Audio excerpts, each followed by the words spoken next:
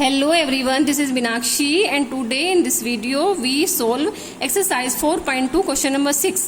Question है हमारा, यहाँ पे मैंने ब्रीफ में लिखा हुआ है, मैं आपको पूरा क्वेश्चन पढ़ के सुना देती हूँ. A cottage industry produces a certain number of poultry articles in a day.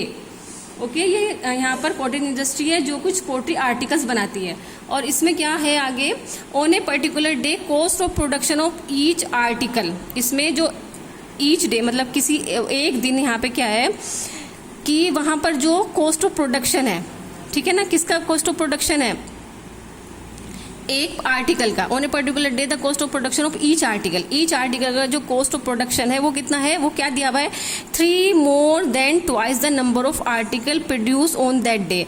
तो उस दिन जितने आर्टिकल वहाँ पर बन रहे हैं उन आर्टिकल का अगर आप ट्वाइस कर दो फिर उसमें 3 और ऐड कर दो, ठीक है, तो उतनी वहाँ पे कॉस्ट आती है किसकी, एक आर्टिकल के प्रोडक्शन की कॉस्ट आती है. एक आर्टिकल के बनने में उतना खर्च होता है, ठीक है. तो इन्होंने ये रिलेशन दी हुई है. अब आगे इन्होंने क्या पूछा है, टोटल कॉस्ट आगे दिया हुआ है, total cost of product was ₹90. तो उस दिन जो टोटल कॉस्ट थी, जो पर्टिकुलर डे इन्होंने दिया हुआ है, वो थी टोटल कॉस्ट ₹90. तो आपको बताना है find number of articles produce and cost of article each day. तो आपको पर्टिकुलर डे में नंबर ऑफ आर्टिकल कितने प्रोड्यूस हुए और एक आर्टिकल की कॉस्ट कितनी है यहाँ पर फाइंड करना है. तो हम इसमें लेट क्या करेंगे, लेट इसमें हम करते हैं, सॉल्यूशन स्टार्ट करते हैं. नंबर ऑफ आर्टिकल्स हम इसमें लेट कर लेते हैं, ठीक है ना, क्योंकि इन्होंने नंबर ऑफ आर्टिकल्स में और यहाँ पे ईच आर्टिकल की कॉस्ट में रिलेशन दिया हुआ है, ठीक है. तो हम उससे सोल्व करेंगे. Let the number of articles produced in a particular day be x. अब आगे चलते हैं. Cost of production of each article. अब इससे हम निकालेंगे cost of production of each article, ये निकालेंगे हम इससे, ये ना, cost of production of each article. तो cost of production of each article क्या है, 3 more than twice the number of article, ठीक है ना. तो क्या है, इसका अगर आप क्या कर दो, ट्वाइस कर दो, इससे भी 3 more है, ठीक है, इससे 3 more है. Number of articles produce in that day. तो ये हमारे पास हो गया, ठीक है ना, कॉस्ट ऑफ आर्टिकल. जितने आर्टिकल प्रोड्यूस हो रहे हैं, नंबर ऑफ आर्टिकल्स हमारे कितने प्रोड्यूस हो रहे हैं, एक्स प्रोड्यूस हो रहे हैं, उसका ट्वाइस कर दो, उसमें 3 ऐड कर दो, तो उतना ही कॉस्ट आ रहा है आपका एक आर्टिकल के प्रोडक्शन का, इतने रुपीस हो गया.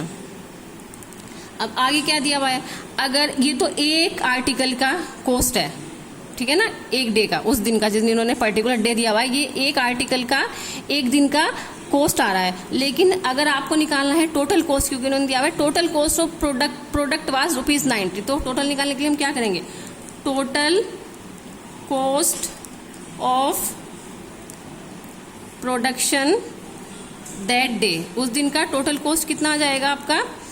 देखो, एक आर्टिकल का कॉस्ट तो ये है 2x + 3 और आपको निकालना है क्योंकि कितने आर्टिकल प्रोड्यूस हो रहे हैं उस दिन, x हो रहे हैं ना, तो यहाँ पे आ जाएगा 2x + 3 × x. इसको आप क्या कर दो, मल्टीप्लाई, इसको यहाँ पे 2x² और +3x, ये हो गया आपका, इतने रुपीस आ गया. अब इसको आप 90 के इक्वल कर दो जो उन्होंने दिया हुआ है, 2x² + 3x = 90. ओके, क्योंकि जो टोटल कॉस्ट है वो कितना आ रहा है, इसमें 90 रुपीज़ आ रहा है. अब यहाँ पे हम कर देते हैं 2x² + 3x और -90 = 0. अब इसको फैक्टराइजेशन मेथड से सोल्व कर लेते हैं.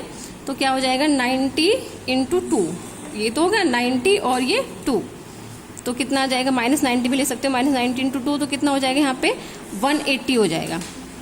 ओके, 180 हो गया. अब इसका आप फैक्टर बना लो, कितना हो जाएंगे इसके फैक्टर्स, आप इसको लिख सकते हो 10 और × 18. अब 10 के बना लो, कितना हो जाएगा 2 और 5, ये हो गए, और 18 के हो जाएंगे आपके 6, 3 यहाँ पे हो गया आपका. और अब 6 के और फैक्टर हो जाएंगे, कितना हो जाएगा 2 और 3 3। अब इनका जो सम है वो हमें 3x करना है, ठीक है। तो ये हमारे पास फैक्टर हो गए इसके 2, 5, फैक्टराइजेशन इसका होगा 2, 5 इंटू 2 इंटू 3 इंटू 3, ये तो हो गया 2 इंटू 5 इंटू 2 इंटू 3 इंटू 3। अब हमें इसके ऐसे फैक्टर बनाने हैं जिसका कि हमारा आए 3x। तो इसके फैक्टर हम देखिए कैसे बनाएंगे। अगर हम ऐसे कर देते हैं 2, 5 जा 10 हो गया यहाँ पे, और ये हो गया 3, 3 जा 9 और 18।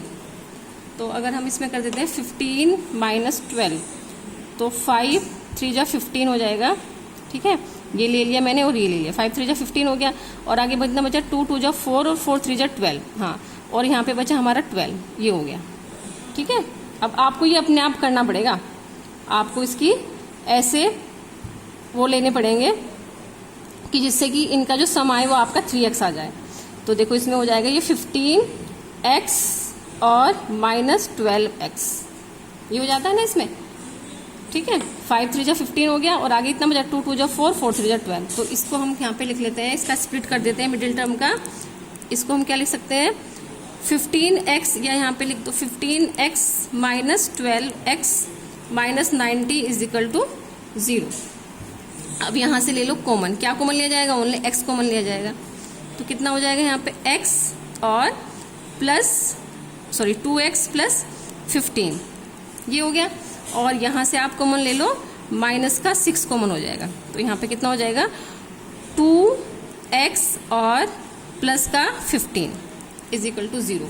अब ये यहाँ पे हो जाएगा कॉमन 2x प्लस 15 और बचेगा x minus 6 is equal to 0।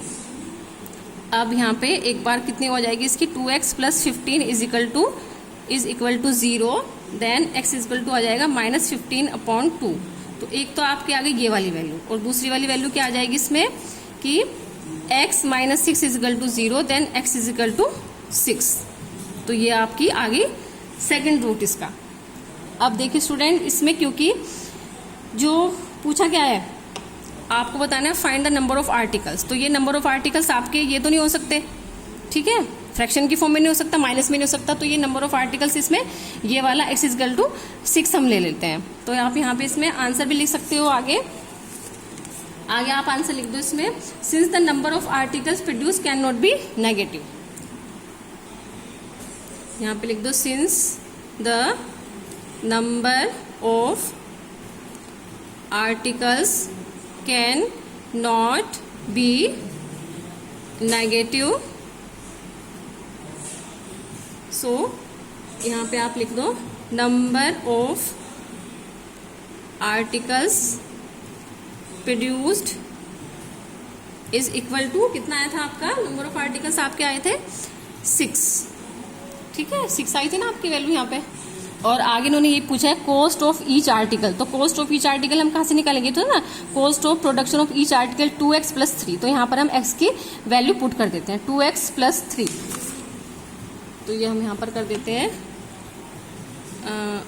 Cost of each article is equal to 2x plus 3। तो यहाँ पर हम x की वैल्यू रख देते हैं 2 इंटू 6 प्लस 3, तो 12 प्लस 3 इज इक्वल टू 15। तो आपका यहाँ पे आ गया ₹15। तो आपके यहाँ पे दो आंसर आ गए। पहला आंसर हमारा था कि टोटल जो आर्टिकल्स है, number of articles produce in that day 6 आ जाएगा, और कॉस्ट ऑफ ईच आर्टिकल आपके यहाँ पे ₹15 आ जाएगी। अच्छा स्टूडेंट, मुझे आपको इसमें एक बात और बतानी है कि आप ना इसमें यहाँ पे कंफ्यूज मत होना। जैसे आपका ये हमने किया था यहाँ पर आप ये भी लिख सकते हो -12x और प्लस 15x, ठीक है। उससे मैं आपको इसको भी सोल्व करके दिखा देती हूँ। देखो अगर आपने यहाँ पर क्या ले लिया, यहाँ पे छोटा सा मैं करके दिखा देती हूँ आपको। अगर मैंने यहाँ पे ले लिया 2x स्क्वायर और मैंने इसको स्टार्टिंग में ले लिया -12x प्लस 15x और -90 इज इक्वल टू 0, तो इससे ये क्वेश्चन और इजी हो जाता है, ठीक है। क्योंकि यहाँ पे देखो बहुत इजीली कॉमन हो जाएगा, ज़्यादा आपको दिमाग लगाना पड़ेगा। क्या हो जाएगा 2x यहाँ से कॉमन हो जाएगा, फिर यहाँ पे क्या हो जाएगा x और -6, ओके, और यहाँ से आप प्लस 15 कॉमन ले लो तो कितना हो जाएगा x minus 6 is equal to 0।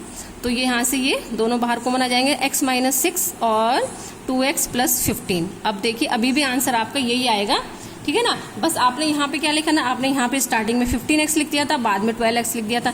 यहाँ पे आपने क्या लिया, स्टार्टिंग में माइनस 12x लिख लिया, फिर बाद में 15x लिख दिया, ठीक है ना। आपके यहाँ पे साइन सही होनी चाहिए, चाहे आप स्टार्ट पहले इसको लिख दो, उसको बाद में लिख दो, आंसर आपका तब भी वही आना है, तब भी वही आना है। लेकिन आपको थोड़ा सा ध्यान रखना होगा कि आपको जिससे कॉमन लेने में ईजी ना हो, सॉरी कॉमन लेने में थोड़ी ईजी हो, तो इसलिए आपको वो वाली नंबर को पहले लिखना है। तो यहाँ पर भी आपको भी आ जाएगा। तो स्टूडेंट्स आई होप आपको समझ में आ गया होगा, लेकिन अभी भी इसमें कोई डाउट है तो आप मेरे कमेंट बॉक्स में जरूर लिखना और अपने सजेशन मुझको देना।